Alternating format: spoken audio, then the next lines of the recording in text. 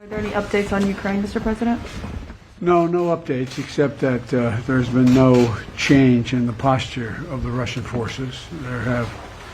And now they're, as you know, they're along the entire Belarus border.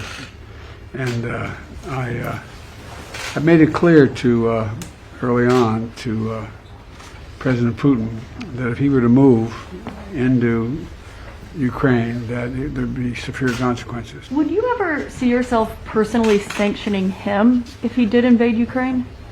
Yes, You would? I would see that.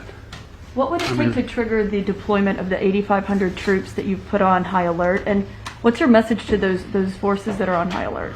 Those forces on high alert they're part of a NATO operation, not a sole U.S. operation, and I've made it clear to President Putin that we have a sacred obligation, Article 5 obligation to our NATO allies, and that if in fact he continued to build up and/or was to move, we would be reinforcing those troops. And I've spoken with every one of our NATO allies in person, not person, virtually, and we're all on the same page. We've got to make it clear that that there's no reason for anyone, any member of NATO, to worry whether or not NATO would come to their defense.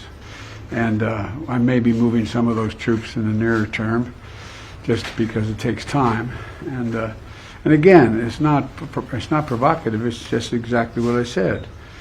We have no intention of putting American forces or NATO forces in Ukraine.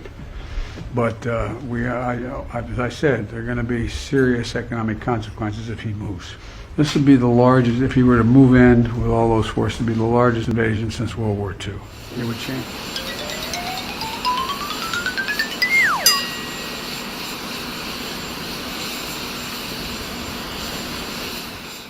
Have you noticed that as everything around you seems to decline, one thing still grows? It is the power of your rulers. None of their plans and directives have solved your problems or made your life better. The only result has been their increased control over you at the cost of your freedom. Do you know why? You gave them the power.